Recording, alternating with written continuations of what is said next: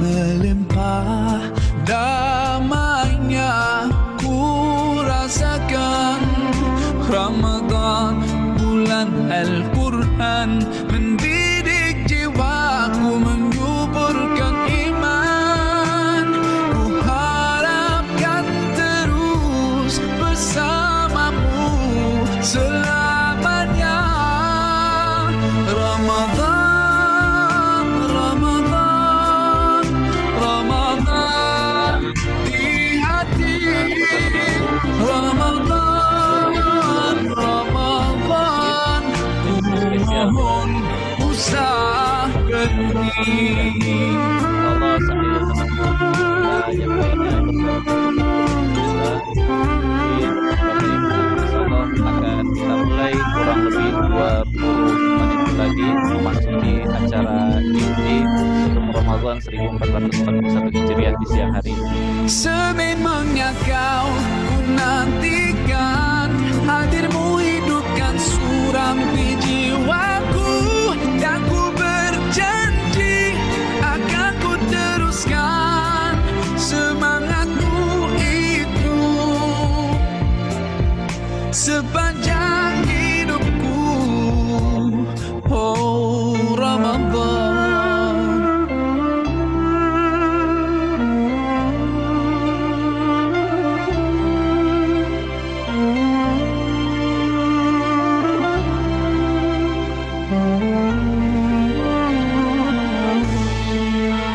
Ramadan, Ramadan, Ramadan di hati. Ramadan, Ramadan, ku mohon usahakan ini. Ramadan, Ramadan, Ramadan di hati. Ramadan, Ramadan, ku mohon usahakan ini. Ku mohon usahakan ini.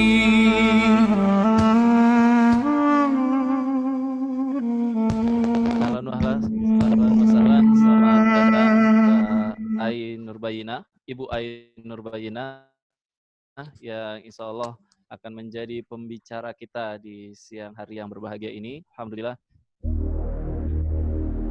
beliau sudah bergabung di tengah-tengah kita dan semua. Insya Allah kita akan mulai kurang lebih 15 menit lagi.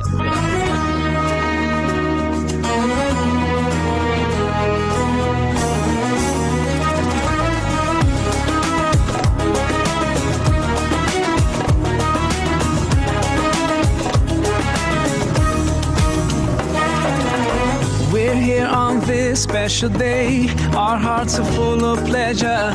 A day that brings the two of you close together. We're gathered here to celebrate a moment you'll always treasure. We ask Allah to make your love last forever. Let's raise our hands and make dua like the Prophet taught us.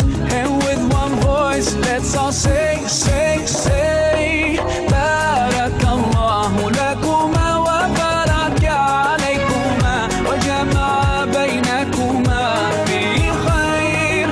Barakallahu lakuma wa baraka alaykuma wa jama'a baynakuma fi khair.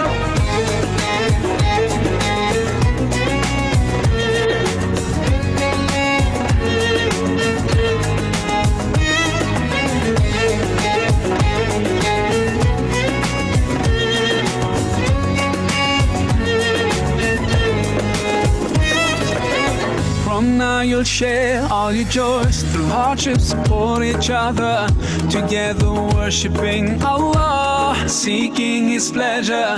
We pray that He will fill your life with happiness and blessings, and grant you kids who make your home filled with laughter. Let's raise our hands and make dua like the Prophet taught us, and with one voice let's all say, say, say, Barakallahu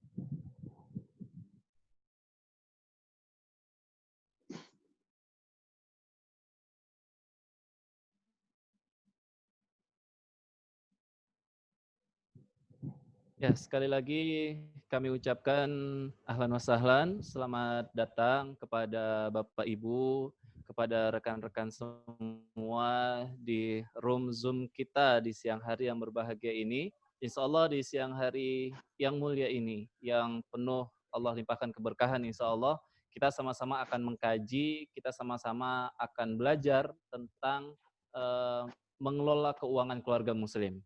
Alhamdulillah hari ini kita akan diisi oleh pengisi atau narasumber yang tentunya tidak asing di tengah-tengah kita semua, Ibu Dr. Ai Nurbayina.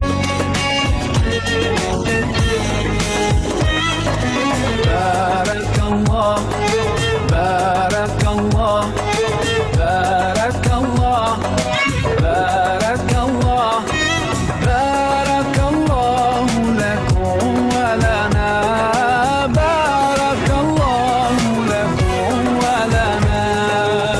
Allah barik lahuma, Allah adim hubbahuma. Ya, Bapak Ibu yang kami muliakan, وسلم على رسول الله.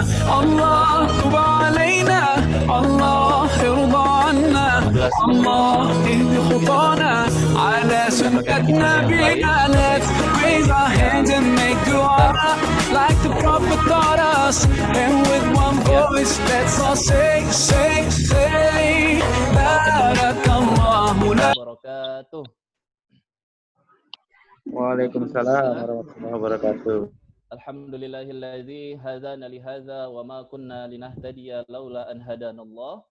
Asyhadu an la ilaha illallah wahdahu la syarikalah wa asyhadu anna Muhammadan abduhu wa rasuluh la nabiyya ba'dah, amma ba'du. Alhamdulillah di siang hari yang penuh berkah dan maghfirah Allah ini tentunya tiada kata seindah doa melainkan untaian rasa syukur kita kepada Allah Subhanahu wa taala atas nikmat, taufik, hidayah serta inayah yang hari ini masih Allah berikan kepada kita semua. Salawat serta salam mari kita sampaikan kepada kekasih alam, teladan kita semua, nabi kita Nabiullah Nabi besar Muhammad sallallahu alaihi wasallam. Baik, yang kami hormati dan kami muliakan para Bapak Ibu pimpinan STEICB, yang kami hormati dan kami muliakan Ibu Dr. yang hari ini insya Allah beliau akan menjadi narasumber Serum Ramadan 1441 dengan tema pengelolaan keuangan keluarga muslim. Dan yang kami hormati tentunya Bapak Ibu, rekan-rekan peserta Serum Ramadan 1441 Hijriah yang tidak bisa kami sebutkan namanya satu persatu. Masya Allah di chat sudah ramai, ada ruangbaik.com, Masya Allah. Yang ini ketua ISAS kita, Bang Hendra. Ahlan wa sahlan Bang Hendra sebagai ketua alumni SEBI, dan juga Bapak Ibu lainnya peserta Serum Ramadan yang namanya tidak bisa kami sebutkan satu persatu. Insya Allah tidak mengurangi rasa hormat kami kepada Bapak Ibu semua. Sekali lagi kami haturkan jazakumullah ahsanul jaza, Bapak Ibu sudah bergabung di agenda Sekolah Ekonomi Rumah Tangga Muslim di siang hari yang berbahagia ini.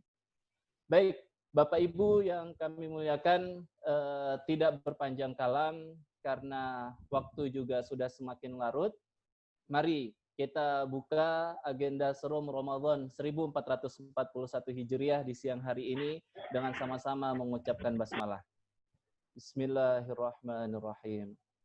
Dan selanjutnya agar agenda kita ini semakin berkah lagi, mari kita dengarkan tilawah Al-Quran yang akan dibawakan oleh Mas Fadilah. Kepada Mas Fadil, waktu dan tempat kami persilahkan dengan segala hormat. Assalamualaikum warahmatullahi wabarakatuh. Waalaikumsalam warahmatullahi wabarakatuh. A'udzu billahi minasy syaithanir rajim. Bismillahirrahmanirrahim. Ya ayyuhan الناس اتقوا ربكم الذي خلقكم من نفس واحدة الذي خلقكم من نفس واحدة وخلق منها زوجها وبث منهما رجالا كثيرا ونساء واتقوا الله الذي تساءلون به والأرحام إن الله كان عليكم رقيبا وآتوا اليتامى أموالهم ولا تتبدلوا الخبيث بالطيب ولا تأكلوا أموالهم إلى أموالكم إنه كان حوبا كبيرا وإن خفتم ألا تقسطوا في اليتامى فانكحوا ما طاب لكم من النساء مثنى وثلاث ورباع وإن خفتم ألا تعدلوا فواحدة أو ما ملكت أيمانكم ذلك أدنى ألا تعولوا وآتوا النساء صدقاتهن نحلة فإن طبن لكم عن شيء منه نفسا فكلوه هنيئا مريئا ولا تؤتوا السفهاء أموالكم التي جعل الله لكم قياما وارزقوهم فيها التي جعل الله لكم قياما وارزقوهم فيها واكسوهم وقولوا لهم قولا معروفا صدق الله العظيم السلام عليكم ورحمة الله وبركاته. Waalaikumsalam warahmatullahi wabarakatuh. Sadaqallahul azim. Sadaqallahu lana wa lakum bi qiraatil Qur'anil aziz. Jazakallah Mas Fadil, Ustaz Fadil yang telah membacakan tilawah Al-Qur'an di tengah-tengah kita semua. Tentunya mudah-mudahan dengan tilawah Al-Qur'an tadi Bapak Ibu dan rekan-rekan semua di bulan yang penuh berkah ini, di bulan yang penuh dengan kebaikan ini, Allah limpahkan keberkahan kepada kita semua. Allah mudahkan segala aktivitas kita di tengah kondisi sulit yang hari ini sedang melanda Indonesia dan juga dunia ini. Baik, Bapak Ibu, rekan-rekan peserta Serum Ramadan 1441 Hijriah yang kami muliakan dan kami banggakan, sekali lagi kami haturkan ahlan wa sahlan. Selamat datang Bapak Ibu semua di room kita ini, di agenda kita bersama, yaitu Sekolah Ekonomi Rumah Tangga Muslim spesial bulan suci Ramadan 1441 Hijriah. Perlu Bapak Ibu dan rekan-rekan ketahui bersama bahwa agenda ini dibuat atau dilaksanakan oleh Sekolah Tinggi Ekonomi Islam SEBI di bawah bidang Sebersi dan juga SEBI Social Fund, dan agenda ini didukung oleh Lembaga Zakat Sukses. Baik, Bapak Ibu peserta yang kami muliakan dan kami banggakan, ahlan wa sahlan Mbak Ai Nurbayinah, Ibu Ai Nurbayinah yang sudah hadir di tengah-tengah kita semua. Sebelum kita masuk ke sesi inti agenda Serum Ramadan 1441 Hijriah di siang hari berbahagia ini, ada beberapa hal yang perlu kami sampaikan kepada Bapak Ibu semua agar agenda kita ini berjalan dengan tertib dan rapi, Bapak Ibu semua. Yang pertama, perlu kami sampaikan kepada Bapak Ibu dan rekan-rekan bahwa agenda kita ini akan kita laksanakan selama 1 pekan penuh, akan berakhir di hari Sabtu nanti. Jadi kami berharap kepada Bapak Ibu yang akan mengikuti sesi-sesi selanjutnya, akan mengikuti materi-materi selanjutnya dengan narasumber-narasumber yang berbeda. kami berharap untuk mulai masuk ruang Zoom ini 30 menit sebelum agenda berlangsung. Sekali lagi kami mohon Bapak Ibu dan rekan-rekan semua untuk ke depan agar masuk sebelum agenda berlangsung, agar ketika tepat pukul 14.00 kita semua sudah bisa melanjutkan atau melaksanakan agenda Serum Ramadan. Yang kedua, perlu kami sampaikan kepada Bapak Ibu semua, untuk menjaga agar acara kita berjalan kondusif, pada saat acara sudah dimulai, peserta tidak diperkenankan untuk menerima telepon. Kenapa tidak diperkenankan menerima telepon? Karena biasanya kejadian teknis yang ada di lapangan, Bapak Ibu semua, kalau kita menerima telepon ketika sedang melangsungkan Zoom, maka otomatis Zoom kita itu akan keluar atau kita akan mati dari ruang Zoom itu. Nah, karena kondisi seperti itu, kami berharap Bapak Ibu semua untuk mengkondisikan nomor HP-nya masing-masing. Kalau nerima telepon WA itu masih diperkenankan, insya Allah, karena telepon WA tidak menghambat sinyal terhadap aplikasi Zoom ini. Tetapi kalau untuk menerima telepon seluler biasa, kami harap Bapak Ibu tidak menerima terlebih dahulu selama acara berlangsung, agar Bapak Ibu peserta Serum Ramadan tidak keluar dari room Zoom Serum Ramadan 1441 Hijriah ini.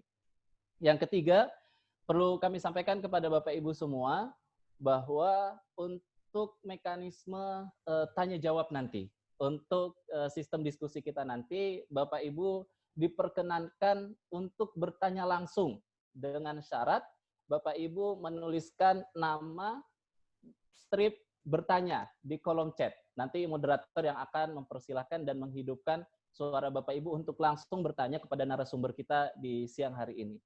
Namun Bapak Ibu semua, jika memang Bapak Ibu lebih nyaman untuk bertanya via menulis chat di aplikasi Zoom ini, kami persilahkan Bapak Ibu untuk bertanya dengan mengirimkan chat di aplikasi ini. Insya Allah nanti pertanyaan Bapak Ibu akan kami sampaikan kepada narasumber.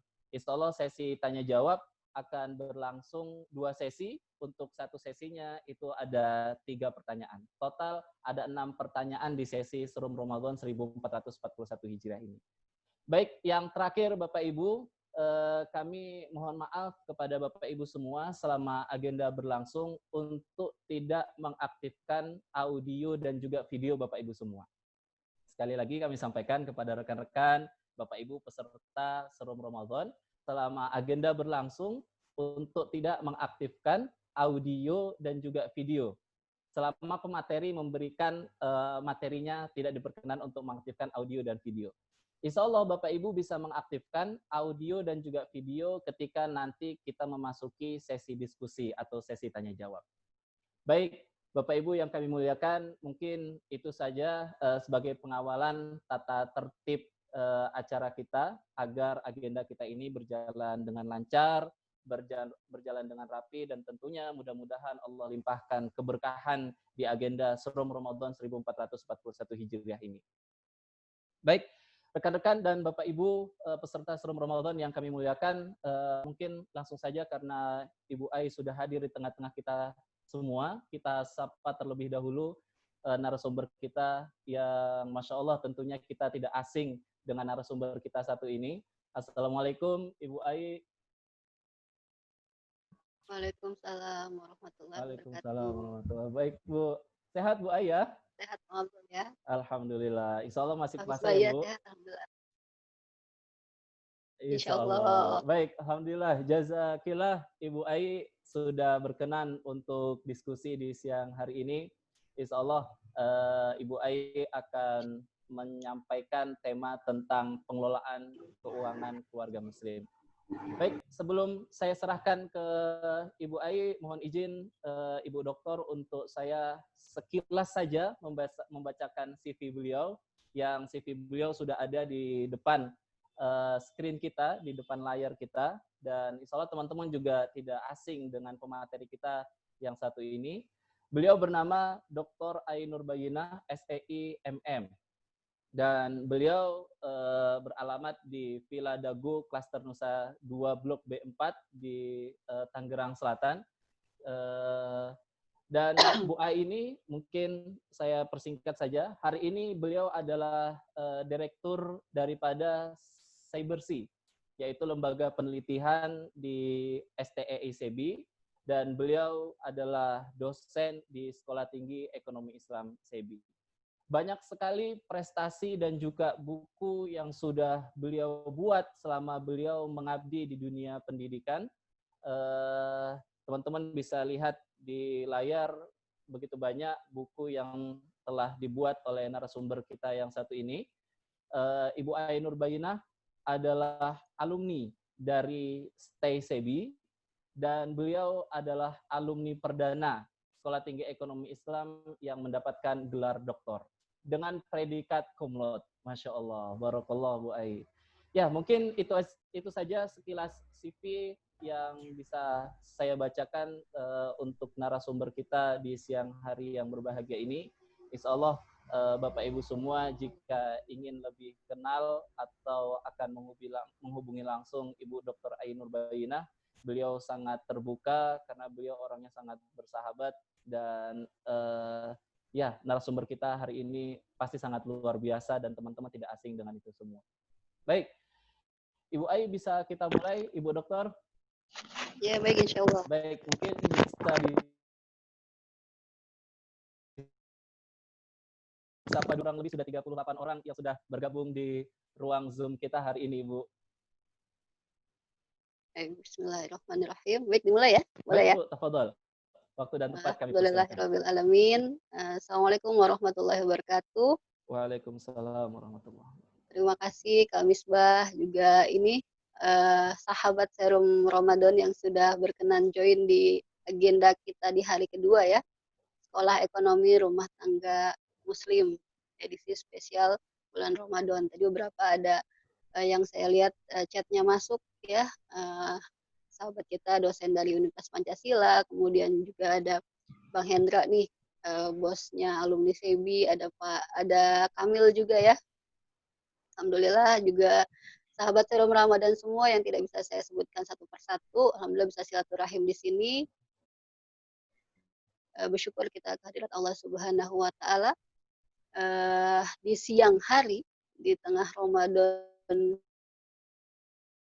Allah masih izinkan kita diberikan kenikmatan, nikmat sehat yang luar biasa. Mungkin saat ini kita semua sedang mengidam-idamkan ya, semoga pandemi COVID ini segera berlalu. Walaupun alhamdulillah sih hikmahnya kita selalu sebagai seorang muslim bisa memetik hikmah yang luar biasa dari pandemi ini gitu ya. Kita jadi bisa kumpul bersama keluarga, Ramadan bisa jadi lebih khusyuk karena memang kita agendanya atau fokusnya bisa di rumah bersama keluarga, ikhtiar mungkin tilawah yang tadinya kita sulit dapat beberapa juz di bulan Ramadan sebelumnya, mungkin di bulan Ramadan sekarang bisa lebih optimal, lebih banyak, Masya Allah. Salawat serta salam semoga senantiasa tercurah kepada teladan kita Nabi Allah Muhammad SAW. Masya Allah, jika mengikuti langkah jejak beliau, insya Allah tidak ada kesedihan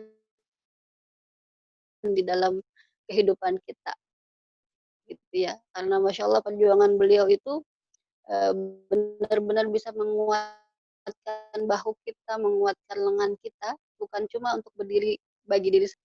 Bulan Ramadan itu kalau kita baca di Fikih Wahbah Zuhaili begitu ya, atau di Fikih Sunnahnya Syed Sabik, puasa sendiri atau saum sendiri itu kan artinya al-imsak gitu ya, menahan diri. Nah, menahan dari apa? Biasanya kita kalau anak kecil taunya nggak makan, nggak minum dari subuh gitu ya sampai maghrib gitu ya. Nah, tapi menahan sendiri ini kan luas gitu. Dilarang oleh Allah dan bisa membatalkan puasa kita. Masya Allah, dan mudah-mudahan kita mungkin hari ini menahan mata kita untuk tidak ngantuk gitu ya, dan bisa ikut kajian Serum Ramadan sehingga mudah-mudahan pahala menuntut ilmu kita di siang ini bisa lebih besar lagi karena kita lakukannya di bulan yang mulia. Ini kedengaran ya suara saya? Dengaran, Bu. Jelas, insya Allah. Oke. Baik, alhamdulillah. Oke, tema kita memang spesifik sekali hari ini, yaitu pengelolaan keuangan keluarga muslim gitu ya. Boleh di next ya. Kenapa keluarga muslim itu perlu sih mengelola keuangan kita gitu. Saya mau berbagi kisah dulu nih. Sebelumnya tadi saya sebutin puasa itu adalah eh, artinya menahan ya, limsak gitu, menahan diri. Di masa-masa seperti ini, di pandemi Covid seperti ini, nah puasa itu benar-benar bisa kita rasakan gitu ya, karena kita menahan diri dari nggak keluar rumah gitu ya, menahan diri dari berkumpul dengan sahabat, saudara, keluarga kita gitu ya. Mungkin ini kita udah jalanin hampir 2 bulan ya, sebulan lebih, ya kita pasti udah merasakan apa ya, kerinduan luar biasa gitu, pengen kumpul lagi, apalagi budaya kita kan budaya ngumpul ya. Ya, menahan menahan itu kenapa kita sebutnya menahan, karena sebenarnya kita mampu melakukan itu, tapi kita tidak mengerjakannya, gitu ya. Jadi puasa itu melatih kita melakukan sesuatu hanya karena Allah dan tidak melakukannya hanya karena Allah. Nah, mudah-mudahan materi kita kali ini tentang pengelolaan keuangan keluarga muslim itu bisa juga sebagai apa ya, salah satu cara kita menuntut ilmu bagaimana caranya kita menahan ya eh, pengelolaan keuangan kita agar benar-benar ini sesuai dengan yang Allah amanahkan. Harta yang Allah berikan itu adalah harta yang Allah amanahkan. Di sini saya mau cerita tentang teladannya Umar bin Khattab ya. Tiap subuh mungkin yang punya TV atau teman-teman udah punya CD-nya Umar bin Khattab gitu ya. Anak-anak saya juga penggemarnya nih, suka banget untuk baca sirah-sirahnya Umar bin Khattab, kemudian juga dengerin apa nonton gitu ya filmnya Umar bin Khattab. Siapa di sini yang mungkin juga senang sekali gitu mendengarkan atau membaca cerita kisahnya Umar bin Khattab. Masya Allah, Umar bin Khattab itu eh, sanjungan Rasulullah kepada Umar bin Khattab itu luar biasa ya. Bahkan ada satu peristiwa di mana Nabi Allah Muhammad dan Abu Bakar salah eh, mengambil keputusan, yang benar adalah keputusannya Umar. Di masa taun atau pandemi seperti ini, kisah-kisah tentang Umar bin Khattab juga banyak dibaca atau banyak beredar, dan kita telaah kisahnya bagaimana Umar bin Khattab pindah dari satu takdir ke takdir yang lain. Nah, saya mau sharing lagi kisah teladan Umar yang lain nih. Kisah teladan Umar yang lain ini ceritanya saat itu adalah masa paceklik ya, masa sulit ya di Madinah. Hari itu Umar bin Khattab melihat Jabir bin Abdullah radhiyallahu an itu sedang membawa daging di tangannya. Ya, kisah ini ada di kitabnya Al-Muwatta Imam Malik. Itu mungkin teman-teman juga bisa baca lagi nanti, atau di bukunya Ashabur Rasul, sahabat-sahabat Rasulullah, Syekh Mahmud Al-Misri. Nah, di kisah ini diceritakan saat melihat Jabir bin Abdullah ini membawa daging di tangannya, Umar bertanya, "Hai Jabir, apa ini?" gitu ya. Kemudian Jabir berkata, "Aku ingin makan daging, maka aku membelinya," kata Jabir gitu ya. Ini Umar bukannya kepo ya, tapi Masya Allah nih Umar tuh perhatiannya luar biasa, bagaimana dia menjaga dirinya, keluarganya, sahabatnya gitu ya, agar tidak terjerumus dalam hal-hal yang dilarang oleh Allah. Gitu. Nah, pada saat Jabir berkata, "Aku ingin beli daging, maka aku membelinya," gitu ya. Maka Umar kemudian menjawab, berkata lagi, "Apakah setiap kali kau ingin sesuatu, maka kau membelinya?" Gitu ya. Setiap pengen beli gitu ya, kata Umar. Lalu Umar melanjutkan, "Apakah engkau tidak takut pada ayat ini?" Ayat itu, ayat yang dibacakan Umar adalah ayat Al-Ahqaf, surat Al-Ahqaf ayat 20. Kalau baca apa Qur'annya, Bismillahirrahmanirrahim, "Wa yauma yu'radul ladzina kafaru 'alan nar, izhabtum thayyibatikum fi hayatikumud dunya wastamta'tum biha." Jadi ini kisahnya di ayat ini, ingatlah ketika orang-orang kafir itu dihadapkan ke neraka. Kemudian dikatakan kepada mereka, "Kamu telah menghabiskan rezeki yang baik untuk kehidupan duniamu dan kamu telah bersenang-senang menikmatinya." Jadi semua rezekinya dihabiskan untuk dunianya dan dia sudah menikmatinya. Gitu ya. Maka pada hari ini kamu akan dibalas dengan azab yang menghina. lakukan. Gitu. Jadi Umar mengingatkan Jabir bin Abdullah jangan seperti itu gitu ya. Jadi kalau kita membeli sesuatu kita eh, itu harus benar-benar kita melihat ini apakah ini yang prioritas yang kita lakukan. Apakah Allah senang dengan uh, ridho gitu ya dengan aktivitas pembelanjaan kita atau tidak. Gitu ya. Nah, masya Allah ini uh, cukuplah kita membaca kisah teladan Umar ini untuk membuat kita berhati-hati dan menahan diri. Jadi kalau kita tadi saya sampaikan saum itu Said Sabit menyatakan al-imsak di Wahbah Zuhaili disebut menahan diri kita gitu ya. Nah ini saatnya juga kita untuk menahan diri kita dari pengeluaran yang tidak perlu. Apalagi di masa pandemi COVID seperti ini, ada banyak saudara-saudara kita yang mengalami dampak luar biasa gitu ya. Kami juga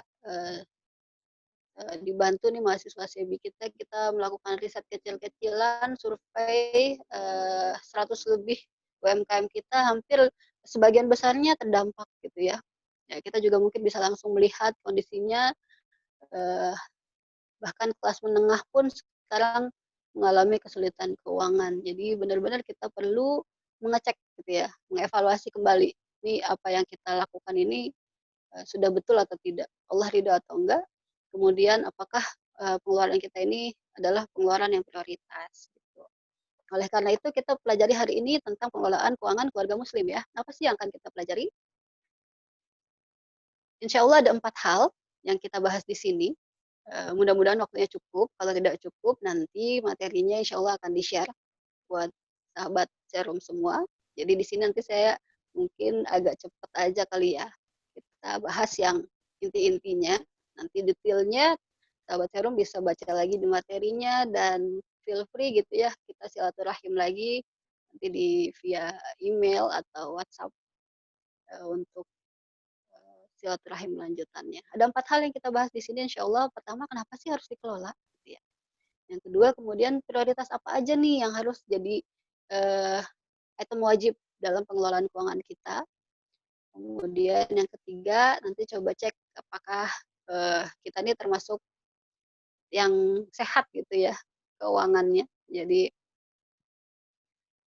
coba kita prioritas karena orang-orang beda nih kondisinya di pandemi COVID ini. Kita menemukan ada 3 tipe ya. Jadi ada mungkin yang terdampak signifikan, tidak terlalu terdampak atau terdampak tapi masih bisa berjalan dan yang terdampak kecil gitu ya. Nah ini seperti apa kesehatan kita, kesehatan keuangan kita, financial check up kita mudah-mudahan nanti bisa juga kita lakukan. Dan terakhir bagaimana sih tipsnya ketika di masa pandemi seperti ini, ekonomi pandeminya seperti apa? Insya Allah mudah-mudahan Allah beri kelancaran kita bisa bahas ini semua.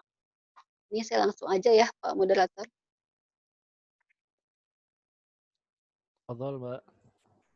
Baik. Bismillah, jadi kalau kita bahas tentang kenapa sih kita mesti mengelola keuangan gitu ya. Ini sama seperti mungkin kalau kita punya anak kembar, yang satu kita kasih dengan uang yang sama, tapi yang satu amanah gitu ya. Hemat, bisa ngelola dengan baik, kalau ditanya buat beli apa dia menjawab dengan baik gitu ya. Ada lagi yang satu saudarinya, misalnya dia ketika ditanya beli apa, nggak bisa menjelaskan atau dia beli apa aja yang dia inginkan gitu ya tanpa bisa mempertanggungjawabkannya. Tentu kita pasti akan lebih punya kecenderungan untuk menyayangi yang lebih amanah gitu ya. Lebih bersyukur ketika ada misalnya kekurangan, kita akan lebih memberikan dengan lebih senyum gitu ya, dengan penuh keridhaan memberikan tambahan kepada yang bersyukur tadi dibanding yang menghabiskan uangnya tanpa ada yang bisa dipertanggungjawabkan. Ini senada dengan nasihat Luqman kepada anaknya di surah Luqman ayat 12. Walaqad ataina Luqmanal hikmata an yashkur lillah. Gitu ya. Dan sesungguhnya telah kami berikan hikmah kepada Luqman. Wa may yashkur fa inna ma yashkuru li nafsih, yaitu bersyukurlah kepada Allah. Barang siapa yang bersyukur kepada Allah, maka sesungguhnya dia bersyukur untuk dirinya sendiri. Wa man kafara fa innallaha ghaniyyun hamid. Dan siapa yang tidak bersyukur, maka sesungguhnya Allah itu maha kaya, lagi maha terpuji. Jadi yang butuh untuk mengelola dengan baik, sebagai tanda syukur itu kita sendiri. Karena baliknya, manfaatnya, keuntungannya itu pasti kembali ke kita sendiri. Gitu ya. Iya sih mau bersyukur, tapi duit kita nih emang terbatas gitu ya. Misalnya ada aja alasan kita untuk, menunda, pengelolaan keuangan dengan baik gitu. Iya nih duit kita sih mungkin mau mau ngelola sih tapi nggak ada yang bisa dikelola gitu ya. Di masa kayak gini misalnya nih, aduh lagi seret banget gitu ya, strict banget, ketat banget pengeluaran kita. Tapi masya Allah sebenarnya, eee, syukur itu tidak dilihat dari bentuk, banyaknya gitu ya, tapi bagaimana kita mengelola yang sedikit itu menjadi punya multiplier effect, punya daya daya manfaat yang tinggi gitu ya. Ini saya kasih, contoh ya teman-teman kalau ada ininya materinya nanti bisa diklik nih, ini ada beritanya, jadi bisa langsung dicek ini beritanya nggak hoax gitu ya. Ada, anak kecil yang bisa beli sapi kurban ngumpulin recehan gitu ya. Ada yang bisa beli motor ninja pakai duit receh ngumpulin 50 kilogram koin gitu. Nah ini kita bisa tahu bahwa sebenarnya recehan juga nggak receh gitu ya. Yang bikin duit kita jadi recehan itu kita sendiri. Jadi sedikit atau banyak, eee, itu insya Allah ada manfaatnya, bermanfaat gitu ya, tinggal bagaimana cara kita mengelolanya.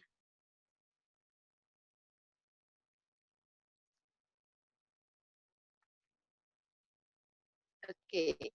Dalam Islam ini pengelolaannya, kenapa? Jadi kalau kita ini saya lakukan di awal, share di awal karena innamal a'malu binniyat ya, segala sesuatu itu dihitung pahalanya, kebaikannya sesuai dengan niatnya.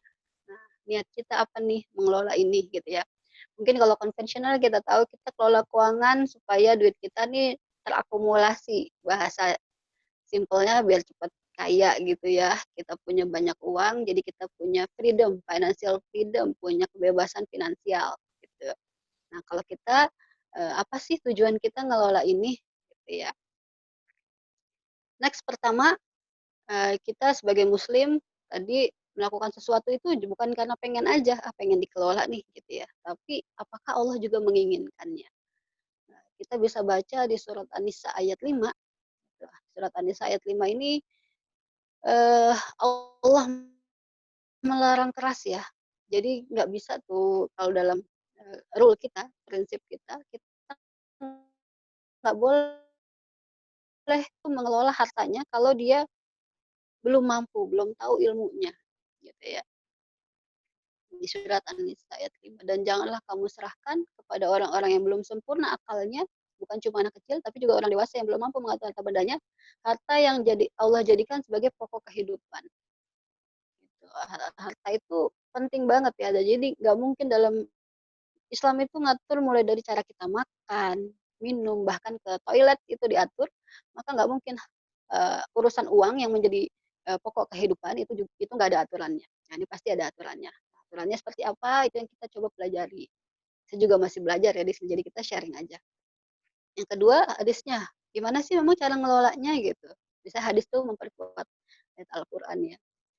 Rasulullah SAW bersabda, Allah memberikan rahmat kepada seseorang yang berusaha dari yang baik gitu ya. Pertama usahanya harus baik nih. Kalau kita kerja, kerjanya yang halal gitu ya, cari hartanya yang halal. Ketika udah dapat hartanya, kita belanjakannya dengan tawazun ya. Nggak terlalu pikir, juga nggak boros. Dan yang terakhir dapat menyisihkan kelebihan ya, punya surplus untuk menjaganya pada hari ia miskin dan membutuhkan. Jadi seperti saat ini nih kita perlu membuat apa namanya penyisihan ya, ada cadangan gitu ya supaya menjaga kita nih. Next katanya COVID ini akan berlangsung sampai bulan Juli gitu, atau bahkan ada yang bilang sampai mungkin Agustus dan akhir tahun. Ini harus kita benar-benar kelola dengan baik supaya pertama, kalau kita tadinya muzaki, orang yang mampu membayar zakat, jangan sampai kita termasuk kemudian menjadi orang-orang yang jatuh ke mustahik gitu ya. Jadi setidaknya kalau kita tidak bisa menjadi solusi, kita nggak menambah masalah gitu ya. Kita bukan jadi beban juga bagi orang lain. Minimal kita kalau tidak bisa memberikan solusi ya minimal di diri kita tuh aman dulu ya. Kita tuh eh, nggak menyulitkan orang lain. Gitu. Nah ini inspirasinya dari hadis ini, masya Allah. Jadi kita pelajarin ini, apa yang kita baca nanti sampai slide terakhir, ya ini aja landasannya. Nah, prinsipnya bagaimana? Itu pertama, ini di surat At-Taubah ya, surat 9 ayat 99, gampang dihafal ya. Surat 9 ayat 99, ketahuilah sungguhnya nafkah itu jalan bagi mereka untuk mendekatkan diri kepada Allah. Jadi tadi Umar mengingatkan Zubair bin Abdullah, kenapa kamu beli daging gitu. Jangan karena kita pengen aja, tapi kita cek dulu. Ini niatnya karena Allah nggak? Ini kalau kita beli mendekatkan diri kita kepada Allah atau tidak? Kalau kita lakukan ini Allah makin sayang sama kita atau enggak gitu ya. Karena niat kita mengelola ini karena Allah. Kemudian yang kedua seimbang ya. Dan apabila dia membelanjakan, dia tidak berlebihan, juga tidak kikir. Dia bisa tahu nih kebutuhan dia apa gitu ya. Nah, jadi dia juga bukan termasuk orang yang pelit gitu ya. Disebut pelit kenapa? Karena dia udah memenuhi kebutuhannya tapi masih nggak mau berbagi pada orang lain. Atau terlalu berlebihan. Jadi dia sendiri tidak mampu memenuhi kebutuhannya sehingga harus bergantung pada orang lain, itu juga tidak diperkenankan. Yang ketiga prioritas gitu ya. Prioritas kita apa? Pertama harus di jalan Allah, kemudian tidak boleh menjatuhkan diri kita dalam kebinasaan. Biasanya saya selalu bilang jangan banyakin utang ya. Kemudian dan berbuat baik gitu ya, sedekah dan seterusnya. Karena sesungguhnya Allah menyukai orang-orang yang berbuat baik. Ya, saya rasa prinsipnya ini cukup ya. Kita langsung aja nih bahas nih apa sih yang harus kita lakukan. Oke, prioritas kita apa aja? Next langsung. Mungkin kita bisa langsung ke ini ya. Ada berapa menit lagi, Pak Misbah? Sekitar 15 menit lagi, Ibu Ai. Oke, masih lama ya, 15 menit ya. Oke, kita punya tadinya mungkin sebelum COVID ya, kita punya prioritas pengeluaran itu kalau ditanya buat apa sih biasanya uang bulanan kita gitu ya, pendapatan kita biasa dihabiskan buat apa aja. Biasanya buat makan gitu ya, buat transportasi, kebutuhan dapur gitu, kebutuhan rumah ya. Apalagi waktu awal-awal masa stay at home ya, itu banyak teman-teman yang menimbun makanan gitu ya, makanan cemilan gitu ya, cemilan 10 kita banyak kulkas dipenuhin gitu ya. Dan itu ternyata malah kebuang gitu ya, mubazir. Ternyata ada beberapa barang sebenarnya kita nggak terlalu butuhkan atau kita butuhkan cuma 1-2 kali gitu ya, tapi karena panik gitu ya, panic buying itu kita menimbun. Kita lupa bahwa banyak sekali kebutuhan kita yang lain. Gitu ya. Allah mewajibkan kita untuk bisa memberikan rumah yang baik atau tempat tinggal yang layak untuk keluarga kita gitu ya. Ada zakat, ada akikah, umrah dan seterusnya.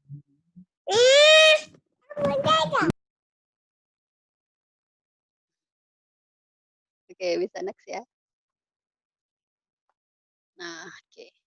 Sebenarnya pengelolaan yang baik seperti apa? Pertama, kita lakukan adalah debt management. Kita atur nih, karena biasanya, terutama nih saya asumsinya teman-teman kelas menengah ya, atau teman-teman tuh sahabat serum di sini muzaki ya, rata-rata semuanya muzaki. Nah, sayangnya di Indonesia muzaki kita kebanyakan juga muzaki yang punya sayap cicilan atau banyak utangnya nih ya. Jadi kita perlu juga melakukan pengelolaan yang disebut dengan debt management, pengelolaan keuangan atas utang. Nah, di masa Covid ini baru berasa banget, pastinya berasa sekali untuk teman-teman yang sahabat kita yang memiliki hutang pada saat kemampuan kita sedang menurun gitu ya. Pengusaha kah gitu ya, karena wira swasta pengusaha juga anjlok sekali ya, UMKM kita terkena dampak luar biasa. Karyawan kah gitu ya. Ada sebagian yang di PHK atau dirumahkan tanpa ada tunjangan, ada gaji gitu ya, atau tidak cukup lagi kebutuhannya karena sekarang makin tinggi gitu ya pengeluaran keuangannya. Jadi debt management ini perlu kita lakukan. Misalnya di antaranya jika ada kesempatan kita untuk mengambil restrukturisasi gitu ya, meminta kepada pengutang gitu ya, orang yang memberikan hutang kepada kita untuk bisa diperpanjang masa utangnya, dibayar nanti gitu ya, kita bisa melakukan debt management ini. Kita utamakan dulu di positive cash flow kita, supaya kita tidak berkekurangan. Jadi ini kenapa kita perlu lakukan. Pertama, dengan kondisi Covid yang ada saat ini, otomatis mustahik kita ini kemungkinan akan bertambah. Teman-teman yang tadinya muzaki, seperti sahabat Sherlock semua sekarang ini, diharapkan bisa menjadi solusi ya. Kita juga membantu sahabat-sahabat kita yang terkena dampak dan jatuh menjadi mustahik. Kemudian yang kedua, jikapun kita tidak bisa membantu, kita harus bisa mengamankan diri kita supaya tidak menjadi beban bagi orang lain. Jadi kita pastikan dana yang kita miliki itu cukup, enggak perlu berhutang, kira-kira begitu. Yang harus kita lakukan bahkan kita siapkan emergency fund. Kita siapkan dana cadangan kalau bisa 3 sampai 6 bulan ke depan. Kenapa? Tadi saya sebutkan Covid ini masih belum diketahui kapan akan berakhirnya dan kita harus bersiap siaga. Mungkin kita bisa mengambil hikmah dari kisah Nabi Yusuf ya. Bagaimana supaya kita bisa terbebas dari krisis ya. Kita bisa melewati krisis ini dengan kesabaran yang sempurna, menjaga diri, keluarga dan sahabat di sekitar kita. Itu kemudian baru nanti kalau kita bisa protection, kita bisa kita punya financial goal yang lain. Itu mungkin yang kedua di atas kita lewatin dulu. Next ya.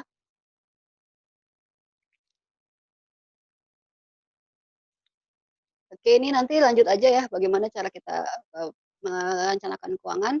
Kita boleh mungkin langsung berpindah ke slide yang selanjutnya. Oke, yang ini apa sih yang direkomendasikan? Ya. Oke, tadi saya balik ke rekomendasi ya. Jadi walaupun kita punya tadi banyak plan, ada 4 hal yang harus kita lakukan. Pertama, kita mengelola keuangan itu bukan untuk kaya, tapi bagaimana kita bisa berdaya, kita bisa berkontribusi bagi orang lain. Jadi pengelolaan keuangan kita sebaik-baiknya adalah untuk menyisihkan, bukan menyisihkan ya, mengalokasikan dana kita untuk berbagi bagi orang lain ya. Karena setiap orang itu ya nanti akan cuma mengandalkan sedekahnya. Disitulah kita harus tadi belanja tuh bukan karena ingin aja, bukan karena dunia aja. Kita takut di surat Al-Ahqaf ayat 20 tadi, jangan cuma duit itu untuk dunia semuanya gitu ya. Kita harus bisa berbekal dengan baik dengan sedekah kita. Itu yang kemudian yang kedua, kita siapkan dana darurat. Karena muslim yang baik itu selalu yang tangannya di atas, tidak menyulitkan orang lain gitu. Baru selanjutnya kita pikirkan di investasi, kita pikirkan juga banyak sekali hak orang lain selain fakir miskin yang perlu kita bantu.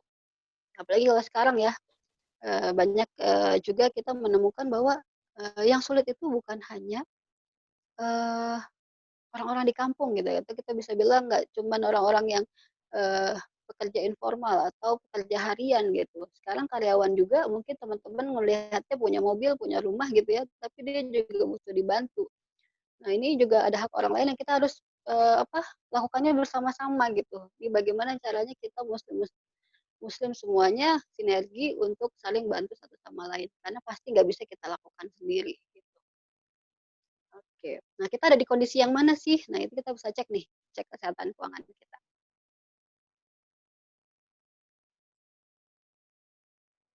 Nah, kita ada di kondisi yang mana? Pertama, lihat dulu kita banyakkan utangnya apa asetnya gitu ya. Sekarang mungkin teman-teman bisa melihat juga fenomenanya, banyak yang rame, sekarang tuh di Pegadaian ya. Alhamdulillah sih ada dulu kemarin, sahabat saya yang, cerita gitu ya, curhat ya, eee, "Ini kita gimana ya, kita punya dana cadangan logam mulia gitu ya, emas, tapi toko emasnya tutup semua," gitu. Kita mau, alihin konversi ke kas tapi, nggak bisa karena harga emas sekarang aja udah 914.000. Orang nggak ada yang mau beli gitu ya, karena kebutuhannya juga, sudah berbeda. Kita mau alihin ke kas susah, akhirnya ke Pegadaian lah satu-satunya gitu ya. Tapi saya bilang masih beruntung lah kita masih ada yang bisa digadein gitu ya, ada yang bisa, di apa, dijual gitu asetnya dibanding kita harus ngambil opsi utang lagi. Karena opsi utang itu setidaknya ada 4 4 bawaan opsi ketika kita berhutang gitu ya. Pertama pengeluaran kita akan, bertambah gitu ya, dan kemungkinan kita buat mengembalikan utangnya juga agak sulit. Jadi kita juga cek nih aset kita, bagaimana. Kalau yang UMKM juga demikian ya, mungkin teman-teman yang UMKM di sini ada, juga mengalami hal yang sama, terpaksa misalnya merumahkan karyawan gitu ya, walaupun ini berat banget, ada ribuan karyawan yang sekarang dirumahkan tanpa gaji atau benar-benar di-PHK, padahal dikit lagi, momennya Ramadan itu paling itunya biasanya di budaya kita tuh di lebaran gitu ya. Masya Allah mudah-mudahan kita bisa melewati Ramadan ini dengan ikhtiar terbaik kita gitu ya. Kita bisa keluar, dengan, eee, karakter atau juara takwa kita.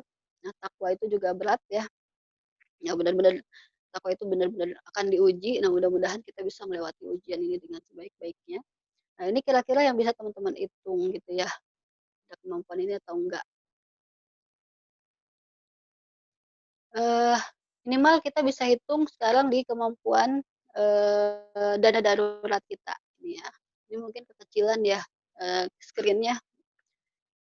Di dana darurat deh, pertama kita mesti ada, eee, kas dan setara kas ya. Kita punya, jumlah kas yang cukup, yang bisa kita lakukan, kita persiapkan untuk Mei, kita masih punya Juni, Juli, Agustus gitu ya, minimal sampai di Agustus kita bisa bisa siapkan. Masalahnya sekarang adalah misalnya kantor kita juga mungkin termasuk yang mengalami, pengetatan keuangan ya. Mungkin kalau sampai bulan Juni masih ada lah kasnya, Juli masih ada, tapi sampai Agustus atau bahkan sampai akhir tahun mungkin banyak juga perusahaan yang kolaps gitu.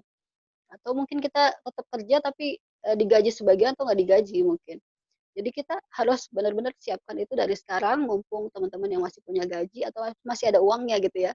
Jangan ngelola keuangan tuh, merencanakan keuangan udah nggak ada uangnya gitu. Jadi mumpung ada uangnya, itu yang benar-benar kita bisa, persiapkan. Oke. Insyaallah di sini ada Ustadz, Izzuddin. Ahlan Ustadz. Ah, ini saya lanjutkan di tipsnya aja ya, di masa pandemi ini pasti semuanya berat ya. Jadi ini sharing aja, bisa jadi, saya juga kurang tepat gitu ya. Karena momen ini, momen pandemi Covid ini, eee, semua baru mengalaminya atau kita, eee, mungkin punya shock effect gitu ya, kaget gitu ya, tiba-tiba belum ada persiapan yang cukup, harus ada di rumah gitu. Anak-anak mungkin sekarang udah rindu banget sama sekolahnya, rindu sama gurunya, sama teman-temannya, tapi terpaksa harus, kita siapkan di rumah semuanya. Nah, momen ini, berat buat semua gitu ya, nggak cuma dihadapin oleh, masyarakat kecil ya, masyarakat besar juga mengalami itu gitu, karena shock effect ini. Saya nggak mau tampilin data-data dampak ekonominya, pasti udah dapat juga dari, ekonom-ekonom analis yang ahli ya. Saya mau coba bahasakan ini yang lebih lebih sederhana saja, lebih simpel saja. Mungkin di sini, eee, banyak ibu-ibu juga atau, sahabat kita yang kita nggak pakai bahasa berat gitu lah ya. Kita dari awal melihat misalnya pedagang kecil gitu ya, dan sekarang yang jualan mungkin masih ada, tapi yang belinya ya berkurang gitu ya. Di daerah-daerah yang mungkin katanya bandel gitu masih banyak nih di masa Ramadan seperti ini karena, susah banget kalau nggak ngabuburit gitu ya. Nah, akhirnya ngabuburit itu, mengundang untuk terjadi perdagangan juga akhirnya. Oke, ojek online juga sulit dapat penumpang ya. Kita dari awal udah melihat bagaimana mereka sangat terdampak dengan adanya, PSBB gitu ya. Tapi harus juga dilakukan. Kenapa? Karena ini ekonomi pandemi kan. Ekonomi kita akan balik kalau pandeminya hilang. Jadi kita harus, lebih, fokus bagaimana penanganan, eee, pandeminya, penanganan ke virusnya, supaya ketika semua sehat baru bisa beraktivitas gitu ya. Warung makan juga tutup gitu ya. Karyawannya dirumahkan karena sepi pengunjung. Nah, kondisi seperti ini pasti punya dampak ekonomi yang luar biasa. Secara domestik apa yang bisa kita, rasakan nih? Kita rasakan ada saya singkat ABC ya, aktivitasnya di rumah semuanya. Kalau di rumah dampaknya apa? Aman dong ya di rumah ya, eee di rumah aman, tapi kata ibu-ibu nggak aman karena mesti masak mulu gitu ya. Kalau masak mulu tuh berarti banyak uang yang mesti keluar. Bahan makanan pokok ya, harus banyak juga persediaannya gitu. Lagi mungkin yang udah punya anak lebih dari satu gitu ya, kita punya kebutuhan Masya Allah, nah itu bahan makanannya perlu disiapkan. Kemudian cek kecukupan dananya, dana kita cukup kan ya buat kita stay at home nih, benar-benar nggak, eee, taat gitu ya sama pemerintah gitu. Kalau yang, apa namanya, kategorinya bisa dibantu gitu ya, masyarakat yang, terimbas signifikan dibantu sama pemerintah. Tapi mungkin kalau kita, eee, kita kita minta bansos kan agak berat ya, maksudnya kayaknya kita jangan termasuk deh gitu ya. Kalau bisa kita bantu malah. Nah, setidaknya kita perlu cek, cukup nggak nih dana kita gitu ya, kita punya kecukupan keuangan yang, bisa kita andalkan atau enggak. ABC ini ya kita, perlu cek ya. Next. Oke, bisa lanjut ya. Jadi kita tahu nih kondisi kita beda-beda nih. Jadi mungkin di sini ada yang karyawan, ada yang wira swasta, yang karyawan aja tipikalnya banyak. Ada yang, eee, udah gajian sih tapi gajinya nggak cukup gitu ya.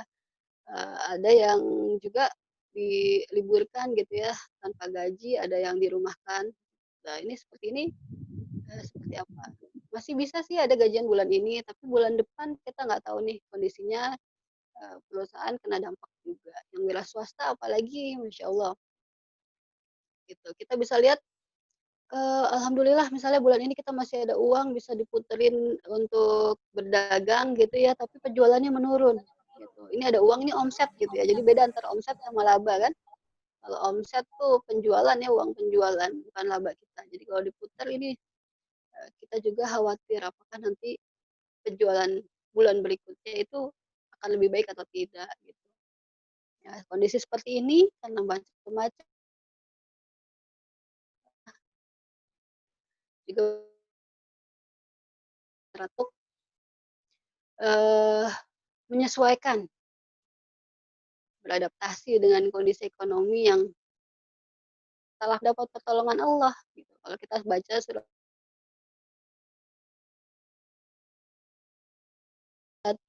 kita lakukan untuk mendapat pertolongan Allah, pertama kita berbulatkan tekad ya.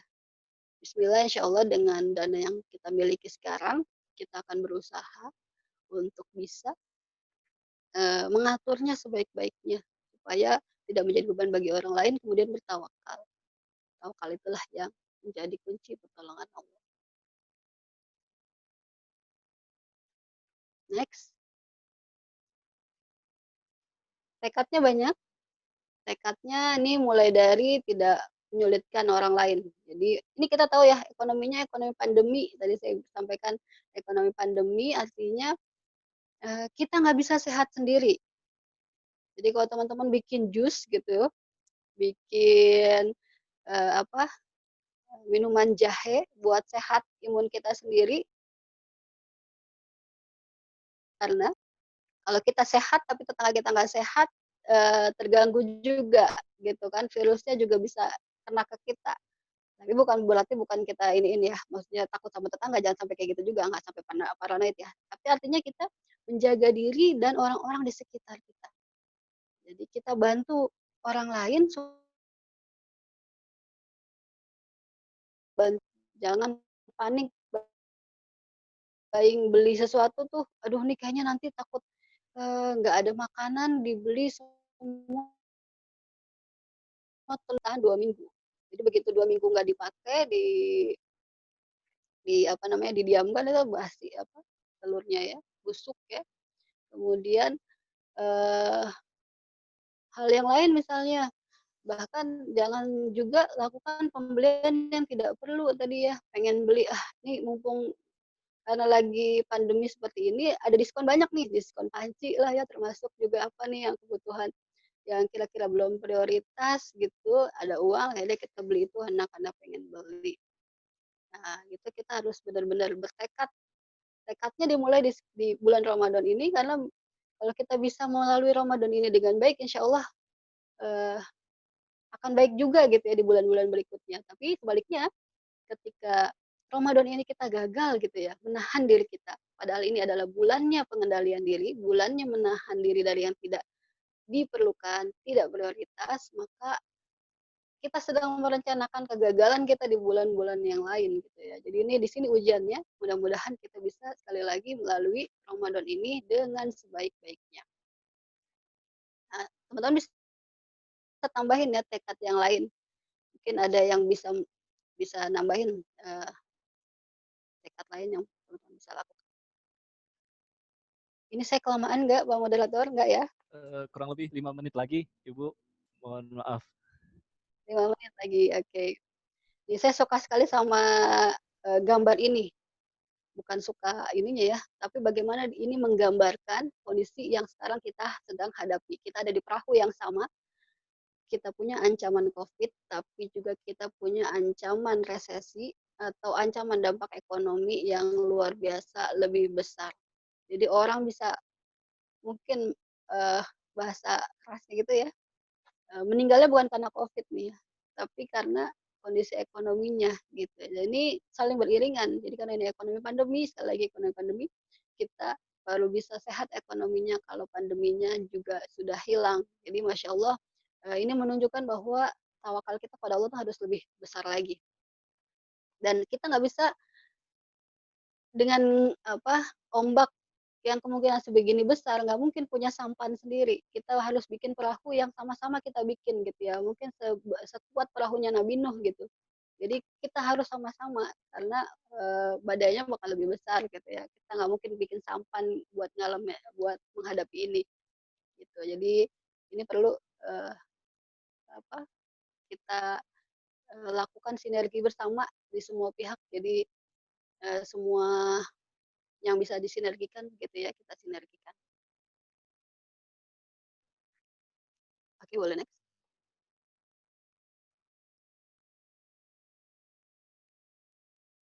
Ini contohnya kita bisa lakukan adalah kontrol ya pengeluaran kita, terutama pengeluaran soal cemilan-cemilan ya. Alhamdulillah kita punya momen Ramadan yang tadinya kita makan 3 kali sehari gitu ya, ditambah camilannya sarapan, kemudian sore gitu ngeteh, ada malam juga ya cemilan, sekarang berkurang kan, cuma buka puasa gitu ya, makan malam sama sahur. Nah ini dananya nih bisa kita siapkan gitu untuk, dana cadangan nanti. Ini ada pertama, kalau pengeluaran kita bisa kita strict di sini, kita bisa tadi makan yang hanya benar-benar, apa ya, nggak ada mubazir lagi lah, udah nggak ada makanan bersisa ya, maksudnya kita harus benar-benar makan yang kita butuhkan aja. Kondisinya ke depan makan lebih sulit daripada kita nanti nggak makan, mendingan sekarang kita makan yang, sesederhana mungkin, ya nggak apa-apa lah ya makan nasi sama lauk rendang doang udah gitu ya, yang penting bisa makan gitu ya. Jadi ini perlu kita jaga. Kemudian kita juga harus, eee, bisa mengevaluasi nih, ada nggak pengeluaran kita yang bisa kita kurangi, apa prioritas kita di bulan ini, supaya bisa dipenuhi dana cadangan kita tadi 3 sampai 6 bulan pengeluaran ke depan harus kita punya, gitu ya. Jadi sekarang kita fokus di persiapan dana cadangan kita gitu. Nah, ada lagi misalnya sekarang kita nggak bisa pulang kampung gitu ya, mudik. Nah, biasanya ini dana mudik paling besar juga. Nah, ini juga bisa kita siapkan untuk mengumpulkan dana cadangan kita juga. Di sini kita benar-benar perlu membuat prioritas lagi, mana yang perlu, mana yang tidak gitu. Lebaran mungkin ya sekarang juga kondisinya kita nggak bisa keluar gitu ya. Nggak perlulah beli baju lebaran sampai ada selusin gitu ya buat hari pertama sampai hari ke-12 karena nggak jalan-jalan juga kan. Mungkin bisa itu mengurangi sebagian besar pengeluaran kita. Yang wira swasta gimana nih? Sama sekarang coba cek dulu, kita punya dana nggak untuk bisa berjalan, ke 6 bulan. Kalau bisa jika barang masih banyak gimana, pengeluaran kita turun, mau dikasih diskon boleh kasih diskon, yang penting kita pegang cash gitu ya. Diskon untuk yang bayar piutang kita lebih awal atau diskon bagi yang beli barang kita itu juga bisa kita lakukan, gitu ya. Dan jangan lupa untuk selalu juga aktif di dalam program lawan corona ya, karena usaha Bapak Ibu juga bisa up lagi kalau coronanya sudah bisa teratasi. Jadi kita harus senantiasa aktif kontributif ya untuk juga ikuti aksi lawan coronanya. Sedekah gitu ya, banyakin sedekah untuk menyumbang atau membantu pengurangan dampak corona ini. Ini ada beberapa hal yang juga bisa kita lakukan, mungkin kita bisa skip ya. Next, boleh?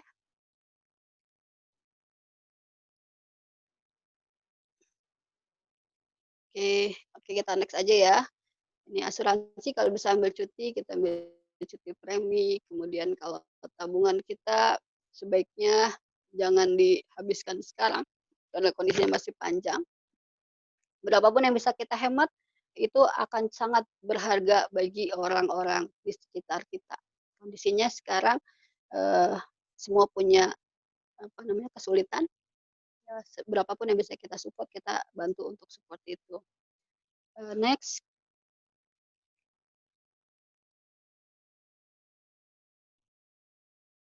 Boleh lanjut slide-nya. Oke, ini buat perencanaan yang matang. 3 sampai 6 bulan ke depan kita buat lagi gitu ya bersama pasangan, sama keluarga kita cek apa aja yang tidak perlu, kalau bisa kita efisiensi sebaik-baiknya. Kenapa? Karena ya tadi di surah An-Najm gitu kita bisa lihat bahwasanya kita itu tidak akan memperoleh kecuali apa yang sudah kita usahakan. Jadi tawakal kepada Allah itu disertai ikhtiar. Ikhtiar itulah yang mengetuk rahmat Allah gitu ya. Nah, kita berusaha ini, melakukan pengelolaan ini dalam rangka mengetuk rahmatnya Allah, ikhtiar kita supaya kita bisa mempertanggungjawabkan di hadapan Allah dan Allah beri bantuan kepada kita. Karena setiap kita tergantung apa yang kita lakukan. Oke, mungkin itu saja ya. Next-nya masih ada ini contohnya misalnya bulan Mei apa yang harus kita lakukan? Mengajukan restrukturisasi gitu ya, simpan kita kumpulin, kita akumulasi dana cadangan. Ingat bulan Juni Juli kita mesti harus bayar sekolah gitu ya. Kemudian hal-hal yang lain yang mesti kita lakukan. Misalnya kita pengen Agustus sudah mulai lagi usaha kita, seperti apa dananya dan seterusnya. Ini contohnya aja, teman-teman bisa atau sahabat serum bisa membuat sendiri financial planning schedule-nya. Kalau di keluarga perlu nih hal yang penting nanti pada saat kita mengelola keuangan, kita tentukan juga siapa yang akan jadi penanggung jawab keuangannya. Kalau ini karena pengalaman saya sharing di beberapa tempat ya, yang kebanyakan memang peserta seminarnya atau peserta kajian saya itu ibu-ibu. Nah, hampir 99% itu ketika ditanya siapa sih yang mengelola keuangan di rumahnya itu pasti ibu, pasti orang tua, pasti perempuan, istri gitu ya. Nah, padahal kalau kita baca surat Yusuf, ya di mana Yusuf itu bisa mengatasi krisis, kita bisa tahu Yusuf itu perempuan atau laki-laki. Laki-laki ya. Nabi itu selalu laki-laki, dan eh, ini yang mungkin perlu kita sama-sama evaluasi juga gitu ya. Jangan sampai tadi uang yang sudah Allah titipkan sebagai pokok kehidupan buat kita, karena tidak dikelola dengan baik akhirnya nggak cukup. Padahal sebenarnya dana itu bisa bermanfaat bagi orang lain kalau dikelola sama orang yang lebih eh, baik pengelolaannya. Jadi ada dua kriteria pengelolaan keuangan. Jadi bukan karena laki-laki atau perempuannya ya. Tapi Nabi Yusuf bilang di surat Yusuf ayat 55, ketika Nabi Yusuf mengajukan diri untuk mengelola dananya negara Mesir, udah deh aku aja yang jadi pengelola negara Mesir gitu ya, daripada dikelola sama orang tapi dia ambil opsinya utang terus gitu ya, enggak ya. Jadi kata Nabi Yusuf, jadikanlah aku pengelola atau bendahara negeri ini. Kenapa? Bukan karena beliau nyebutnya bukan karena aku laki-laki, tapi karena ini hafizun alim. Karena aku pandai menjaga, bisa nih jaga aset, jaga kelola, jaga harta yang sudah Allah kasih, dan alim, hafizun alim, juga punya ilmunya gitu. Nah, ini kadang di keluarga tuh beda-beda. Ada yang suaminya yang hafizun alim, ada yang istrinya hafizun alim, ada yang suami istri saling melengkapi, suaminya hafiz, istrinya alim gitu ya. Suaminya pandai menjaga, ilmunya ada di istri, atau istrinya suaminya yang punya ilmunya, tahu nih palung investasi di mana aja yang bagus. Nah, tapi istrinya yang paling pandai menjaga uang gitu ya. Uang dikasih 1 juta sampai 1 tahun nggak habis-habis gitu. Nah itu pandai menjaga tuh namanya. Nanti bisa dicek, cara ceknya apa? Coba misalnya di antara ceknya, siapa di antara suami dan istri itu yang kalau belanja eh, nggak buat catatan, jadi mau beli beli aja gitu ya. Nah itu harus kita coret dari penanggung jawab keuangan ya. Atau kalau misalnya dua-duanya sama-sama nggak hafizun alim gimana? Nah itu bisa hubungi saya ya, itu bantuan ahli. Jadi harus menggunakan konsultan keuangan supaya apa? Supaya harta yang dia punya itu bisa lebih bermanfaat buat dirinya dan juga orang lain. Jadi bisa dipertanggungjawabkan harta yang Allah amanahkan untuk dirinya. Baik, mungkin itu aja. Mohon maaf kalau kelamaan uh, penjabarannya. Mudah-mudahan bermanfaat buat semua. Terima kasih Kak Misbah.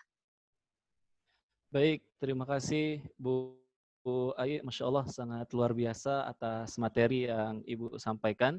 Sangat menarik, jelas, dan tentunya menambah wawasan baru untuk kita semua, Bapak Ibu, rekan-rekan, sahabat Serum Ramadan 1441 Hijriah. Baik, Bapak Ibu, rekan-rekan, sahabat Serum Ramadan 1441 Hijriah, sebelum kita masuk ke sesi diskusi atau sesi tanya jawab, sekali lagi saya ingatkan kepada rekan-rekan sahabat Serum Ramadan untuk memberikan pertanyaan, bisa via chat atau bertanya langsung kepada narasumber dengan terlebih dahulu mengirimkan pesan, nama, spasi, bertanya di chat, dan insya Allah nanti akan dipersilahkan oleh moderator. Baik, sebelum kita masuk ke sesi tanya jawab, mohon izin Bu Ai, ada beberapa hal yang ingin disampaikan, khususnya untuk rekan-rekan sahabat daripada Serum Ramadan 1441 Hijriah dari Lembaga Sekolah Tinggi Ekonomi Islam SEBI. Baik, yang pertama perlu kami sampaikan kepada rekan-rekan sahabat Serum Ramadan bahwa agenda ini adalah agenda yang dilaksanakan oleh Sekolah Tinggi Ekonomi Islam di bawah bidang Bersih dan juga SEBI Social Fund, dan juga program ini didukung oleh Lembaga Zakat Sukses. Insya Allah rekan-rekan semua, agenda ini infak yang tadinya kami sebutkan nominalnya, untuk ke depan Bapak Ibu sahabat Serum Ramadan bisa memberikan infak terbaiknya. Terserah Bapak Ibu semua memberikan infak dalam nominal berapa. Yang jelas silakan Bapak Ibu memberikan infak terbaik di nomor rekening 08018713869 Bank BNI-S, Bank Negara Indonesia Syariah, yang insya Allah infak terbaik Bapak-Bapak, Ibu-Ibu, rekan-rekan sahabat Serum Ramadan 1441 Hijriah nantinya akan diberikan kepada pendidikan mahasiswa yang terdampak daripada COVID-19 ini. Baik, informasi yang kedua yang perlu kami sampaikan kepada Bapak Ibu dan rekan-rekan semua, alhamdulillah sampai detik ini Sekolah Tinggi Ekonomi Islam masih membuka penerimaan mahasiswa baru. Hari ini kita masuk di gelombang kedua penerimaan mahasiswa baru. Bagaimana teknisnya Bapak Ibu yang mungkin memiliki famili, yang memiliki adik, kakak, rekan-rekan yang ingin kuliah bisa menjadikan SEBI salah satu pilihan. Cukup Bapak Ibu, rekan-rekan sahabat Serum tes di rumah saja. Insya Allah tes dibuka setiap hari Jumat pukul 8.00 sampai pukul 12.00. Untuk informasi lebih lanjut, Bapak Ibu bisa menghubungi nomor 0857 1400 1132. Di sini Bapak Ibu bisa lihat di screen, insya Allah SEBI melahirkan para juara, dan insya Allah SEBI juga kampusnya para juara, dan mari bergabung di Sekolah Tinggi Ekonomi Islam SEBI. Baik, yang selanjutnya perlu kami sampaikan kepada Bapak Ibu semua, program ini juga didukung oleh SEBI Social Fund, salah satu lembaga yang ada di SEBI yang memiliki program peduli pendidikan, peduli masa depan, yang Bapak Ibu bisa menyalurkan wakaf Bapak Ibu semua, bisa menyalurkan infak Bapak Ibu semua di lembaga SEBI Social Fund dengan nomor rekening yang ada di depan layar kita semua. Ada Bank Syariah Mandiri, programnya ada Kirimkan Kepedulian untuk Bangsa, Mari Wakaf Bersama, dan program-program yang lainnya. Insya Allah SEBI mayoritas adalah penerima beasiswa 100%, dan itu semua didukung oleh lembaga SEBI Social Fund. Baik, Bapak Ibu yang kami muliakan, mungkin selanjutnya kita langsung masuk sesi tanya jawab. Alhamdulillah narasumber kita sudah istirahat sejenak. Kita sekarang masuk sesi tanya jawab. Sekarang udah ada beberapa pertanyaan yang masuk di pesan Bu Dokter. Mohon izin untuk membacakannya. Pertanyaan yang pertama, Bu Ai, dengan kondisi seperti ini, beberapa cicilan menjadi tertunggak, tapi sebenarnya ada dana deposito yang dananya bisa menutupi hingga 3 kali cicilan. Tapi ya belum bisa diambil karena belum jatuh tempo. Kira-kira kita berdosa nggak ya? Atau dana deposito tersebut bisa kita anggap dana cadangan untuk pangan saja? Mau dijawab langsung atau seluruh pertanyaan dulu, Bu Ai? Ya boleh. Langsung ya? Baik, Atau kalau 3? langsung Itu 3. atau ini ada satu pertanyaan lagi, Bu Ai. Mungkin Ya, saya boleh. bacakan langsung. Baik, pertanyaan selanjutnya, Bu Ai. Yang pertama, ini ada 2 pertanyaan. Apa yang menjadi standar atau patokan ukuran pertengahan dalam mengalokasikan penghasilan dari sekian banyak kebutuhan dan keinginan? Apakah sama standar tersebut dengan masa Nabi Shallallahu Alaihi Wasallam yang mungkin menjadi standar tiap zaman? Mohon ilustrasi yang menjelaskan. Pertanyaan yang kedua, apa saran Ibu Doktor langkah real pemerintah mengatasi logistik yang terbatas oleh negara atau ombak lebih besar resesi? Apa yang harus dilakukan sektor persediaan pangan misalnya? Itu yang pertanyaan sudah masuk di pesan Bu Ai, mungkin bisa langsung dijawab terlebih dahulu. Monggo Bu Ai, waktu dan tempat kami persilahkan. Ya, bismillahirrahmanirrahim. Pertama mohon maaf ya, karena ini kalau di sini udah masuk asar. Mohon izin kita agak lambat sholat asarnya berarti ya. Oke, yang pertama tadi pertanyaannya tentang apa tadi? Ya, pertanyaan yang pertama, Bu Ai, beberapa dengan kondisi Cicilan sekarang. ya, tapi punya Iya, deposito ya. iya, Masya Allah. Bu. Bayar hutang dulu atau dana cadangan dulu, kira-kira begitu ya. Iya, Bu. Pertama, kewajibannya memang di dana hutang ya. Tadi saya mungkin di slide sekian kita sebutkan di tekad ya. Tekadnya itu pertama memang harus ke cicilan dulu. Kita dahulukan pembayaran hutang dan kewajiban jangka pendek. Tapi terutama ini tanggung jawab jangka pendek tuh ke perorangan ya. Ke perorangan kita punya hutang cicilan yang sifatnya perorangan karena mungkin yang berikan hutang ke kita juga butuh gitu loh. Yang kedua, kalau dia ada kasih opsi gitu ya, misal perorangan atau kalaupun korporat ada opsi, kalau di bank atau finance, lembaga finance ada opsi untuk restrukturisasi, kita bisa ambil keringanan ya, keringanan pembayaran utang, misalnya boleh nggak kita bayarnya sebagian atau diperpanjang sehingga cicilannya lebih dikit gitu ya. Nah, itu bisa kita ambil opsinya sehingga kemudian dana yang kita miliki tadi di deposito itu tetap bisa kita taruh untuk dana cadangan kita. Nah, jadi di intinya adalah kita harus minta izin dulu nih. Jadi kalau ke bank kita restrukturisasi minta izin dulu ya, kita ngajuin dulu restrukturisasinya karena kalau tiba-tiba nggak bayar juga bisa ditarik gitu ya aset yang kita jadikan jaminan hutang itu. Gitu yang pertama. Jadi tetap kewajiban kita di hutang. Tapi kalau misalnya si pemberi hutang memberikan opsi untuk penangguhan, ya karena memang syariatnya ketika yang berhutang mengalami kesulitan gitu, kita juga boleh meminta atau memberikan eh, apa penangguhan utang gitu ya. Sebagian penangguhan itu juga menjadi sebagian tuh sedekah dari si pemberi hutang. Tapi kita harus izin dulu ya, kita harus bilang dulu gitu ya kondisinya seperti ini gitu ya mungkin ya. Allah alam. Next yang kedua mungkin. Iya, Bu Ai. Pertanyaan yang kedua tadi, apa yang menjadi pertanyaan yang pertama, apa yang menjadi standar atau patokan ukuran pertengahan dalam mengalokasikan penghasilan dari sekian banyak kebutuhan dan keinginan? Apakah sama standar tersebut dengan masa Nabi Shallallahu Alaihi Wasallam yang mungkin menjadi standar tiap zaman? Mohon ilustrasi yang menjelaskan. Itu yang pertama Iya dulu, Bu. baik.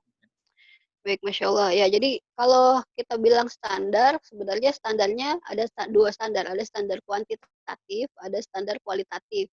Ya, standar saya ke kualitatif dulu ya. Standar kualitatif itu tadi pertengahan.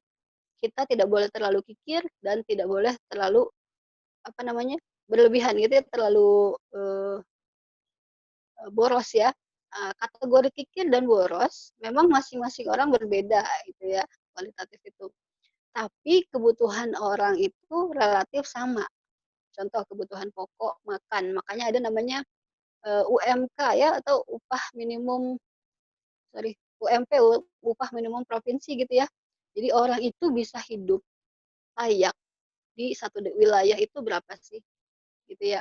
Nah, itu disebut dengan standar layak hidup kita. Jadi kalau kebutuhan tuh ada kayak kita bagi saya biasanya kalau bahasa ekstrimnya tuh pakai eh, kalau yang kuantitatif itu metodenya Salman Al-Farisi gitu ya. Salman Al-Farisi ketika dia menerima penghasilan, dia akan bagi menjadi 3 bagian, sepertiga. Sepertiga buat makan, sepertiga buat sedekah, sepertiga buat masa depan ya.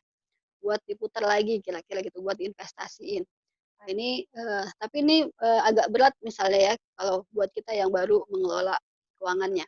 Nah, kita bisa bagi porsinya adalah berapa? Di sini saya nggak bisa share screen, tapi nanti mungkin teman-teman boleh WA atau email saya. Ada beberapa porsi misalnya, kalau kita kilas balik bagaimana cara Nabi Yusuf mengatasi krisis, di situ kita bisa lihat bahwa Nabi Yusuf itu mengusulkan untuk janganlah kamu makan kecuali sedikit daripadanya, gitu ya. Jadi yang kita konsumsi itu sedikit. Kategori sedikit itu biasanya sepertiga tuh kalau sedekah udah termasuk banyak. Kalau saya bilang makan itu misalnya porsi makan ya, porsi buat rumah tangga itu 50 sampai 60%. Kemudian lainnya apa? Porsi lainnya adalah sedekah atau zakat kita minimum banget 2,5 gitu ya sampai 10%. Kemudian ada porsi investasi 10-15%. Nah, ada di sini selisihnya itu ada disebut dengan gaya hidup. Gaya hidupnya beda-beda. Kalau gaya hidupnya dihabiskan buat beli kendaraan, biasanya berarti pindah ke untuk bayar cicilan. Tapi kalau dia gaya hidupnya udah bagus nih, dia akan beralih ke investasi. Jadi di selisih itu kita bisa lihat bahwa minimum kita punya porsi alokasi untuk sedekah yang menyebabkan kita tidak termasuk dalam kategori kikir gitu ya, kategori kikir, tapi juga tidak dalam kategori yang melupakan kebutuhan atau kewajiban kita terhadap keluarga. Jadi jangan juga sampai anak, istri gitu ya, atau keluarga besar kita yang menjadi tanggungan kita itu mengalami kesulitan karena kita apa namanya, tidak mampu mengelolanya lagi dengan sebaik-baiknya. Wallahu alam. Di sini ada guru-guru saya juga, mungkin nanti bila boleh bantu sharing juga ya, ada Pak Dadang di situ. Alhamdulillah. Assalamualaikum Pak Dadang. Ada Ustadz Izu di sini bisa sharing juga mudah-mudahan ya. Jadi opsinya nggak nanya aja ya Kak Misbah ya. Ya, baik Ibu. Dipersilakan nanti masih ada waktu beberapa menit lagi di akhir. Kita sambung pertanyaan selanjutnya. Bu Ai, mohon izin. Apa saran Ibu untuk langkah real pemerintah mengatasi logistik yang terbatas oleh negara? Apa yang harus dilakukan sektor persediaan pangan misalnya? Ya baik, sebenarnya saya beberapa kali menghindari pertanyaan, Bu, pemerintah harusnya kayak gimana sih? Itu udah ada yang ngurus ya. Jadi biarkan pemerintah mengatur ini pakarnya, pemerintah itu dilapisi oleh menteri yang luar biasa kompetennya, juga ada staf ahli yang luar biasa banyaknya. Bahkan sekarang setiap menteri itu punya jubir sendiri juga ya, saya juga heran gitu ya. Jadi ini stafnya udah banyak, biarkan mereka sajalah yang mikirin ya pemerintah, yang mikirin bagaimana harusnya. Karena kalau saya yang bicara juga nggak nyampe ke pemerintah. Yang bisa kita lakukan adalah bagaimana kita gitu ya bisa menjadi bagian dari solusi.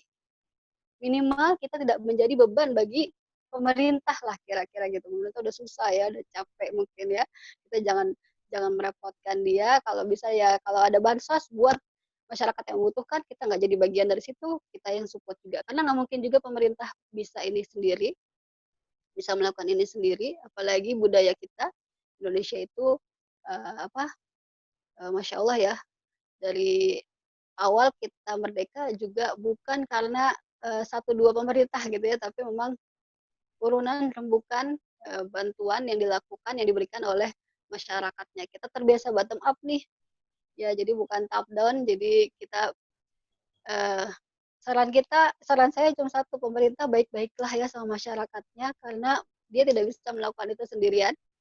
Jadi seluruh bagian jangan dibilang ini oposisi ini apa gitu ya, jadi semuanya dirangkul karena ketika dia jadi pemerintah dia nggak jadi pemerintah di satu dua kelompok tapi pemerintah bagi semua rakyatnya.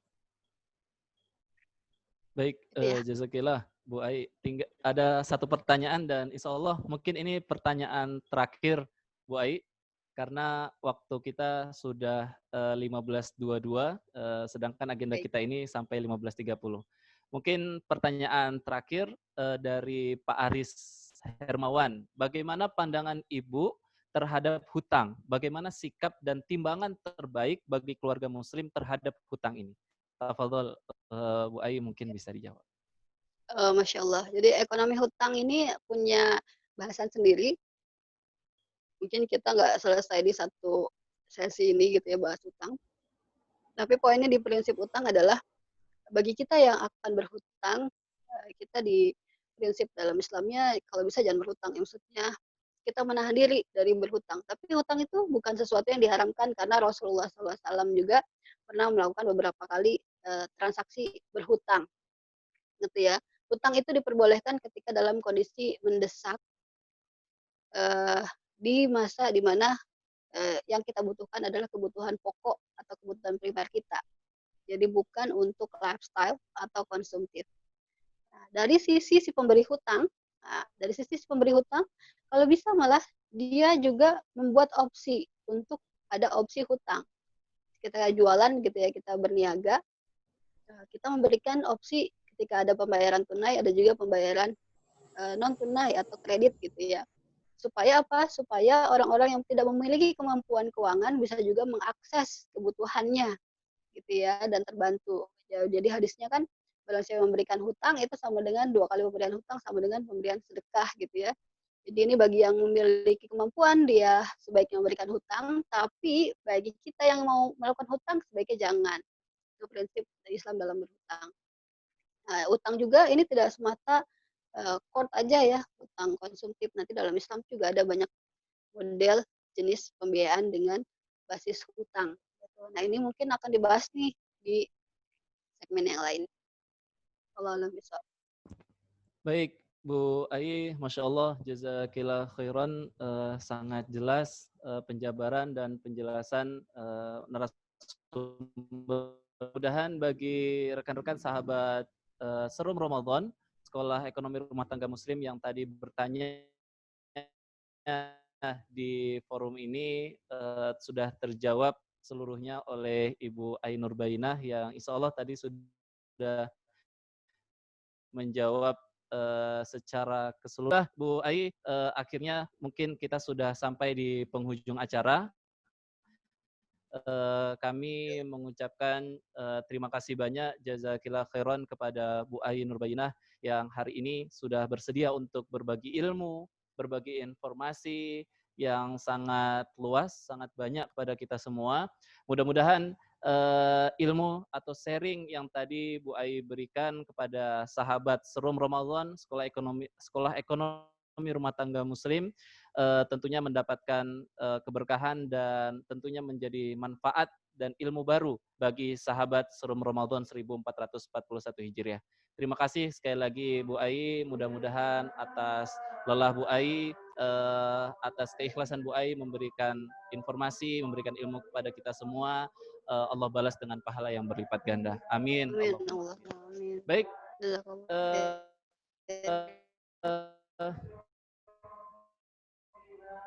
Ibu Ai, ada yang mau disampaikan tutup agenda kita di sore hari ini? Kita minta Bu Ai memberikan 1 menit atau setengah menit closing statement di agenda Serum Ramadan kepada sahabat Serum Ramadan Sekolah Ekonomi Rumah Tangga Muslim yang hari ini hadir di tengah-tengah kita.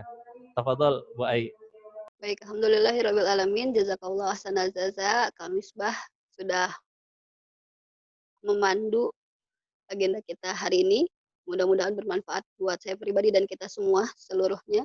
Jadi kondisi pandemi seperti ini memang Masya Allah berat buat siapa aja ya. Saya pikir nggak ada di sini yang tidak mengalami kesulitan atau dampaknya. Mudah-mudahan sekali lagi pandemi ini menguatkan ikatan ruhiyah kita ya, makin dekat kepada Allah dan kita juga makin bisa menjadi solusi buat diri kita dan juga buat orang lain. Kurang lebihnya dari saya mohon maaf. Berbagi di sini bukan berarti sudah baik atau sudah melakukan yang terbaik. Saya yakin di sini pasti banyak yang lebih ahli. Mudah-mudahan menjadi pemberat amal ibadah kita semuanya. Dan silaturahimnya mudah-mudahan nggak berputus ya di agenda ini. Kita bisa sharing lagi, kita bisa diskusi lagi di agenda yang lain. Mungkin begitu Kak Misbah. Kurang lebihnya mohon maaf. Assalamualaikum warahmatullahi wabarakatuh. Waalaikumsalam warahmatullahi wabarakatuh. Terima kasih sekali lagi Bu Ai atas berbagi informasi, berbagi ilmu kepada kita semua. Mewakili teman-teman peserta sahabat Serum, ini di chat ada yang mengucapkan terima kasih Ibu Ai atas ilmunya. Salam dari Kota Palu. Alhamdulillah dari Kota Palu hadir di tengah-tengah kita semua. Tadi yang disampaikan Bu Ai, mudah-mudahan silaturahmi kita tidak hanya di sosial media ini, tidak terputus sampai di sini saja. Mudah-mudahan ke depan diskusi kita, silaturahmi kita tetap berlanjut untuk berbagi ilmu sehingga kita bisa menjadi manusia yang lebih bermanfaat dan menjadi manusia yang lebih baik lagi. Baik, rekan-rekan sahabat Serum Ramadan Sekolah Ekonomi Rumah Tangga Muslim 1441 Hijriah yang saya hormati dan saya banggakan, akhirnya kita sudah sampai di penghujung acara. Terima kasih Bu Ai telah menjadi narasumber di sore hari ini, dan kembali kami sampaikan terima kasih yang tak terhingga kepada bapak-bapak, rekan-rekan sahabat Serum Ramadan 1441 Hijriah yang telah bergabung di sesi Serum Ramadan hari kedua ini. Kami tunggu bergabungnya Bapak Ibu semua di sesi-sesi selanjutnya. Sekali lagi kami tekankan kepada Bapak Ibu semua, tidak perlu memberikan infak dengan nominal yang ada di poster, ada di layar Bapak Ibu semua, karena itu belum kami revisi. cukup Bapak Ibu memberikan infak terbaiknya. Sekali lagi, infak terbaik Bapak Ibu semua akan disalurkan kepada mahasiswa, kepada pendidikan mahasiswa yang terdampak daripada COVID-19 ini. Baik, karena waktu yang sudah sore dan sudah masuk waktu asar, kita juga sudah lewat sedikit dari waktu salat asar. Mungkin sampai di sini saja acara kita di sore hari ini. Saya sebagai moderator mohon maaf yang tak terhingga atas khilaf kata, tingkah laku, perbuatan dan lain sebagainya yang mungkin tidak berkenan khususnya di narasumber dan di rekan-rekan sahabat Serum Ramadan 1441 Hijriah. Akhirnya mari kita tutup pertemuan yang sangat indah ini, pertemuan yang sangat berkah ini dengan sama-sama mengucapkan hamdalah. Alhamdulillahirabbil alamin dan doa kafaratul majelis. Subhanakallahumma wa bihamdika asyhadu an la ilaha illa anta astaghfiruka wa atubu ilaik, dan kita sempurnakan dengan istighfar. Astaghfirullahalazim, astaghfirullahalazim, astaghfirullahalazim.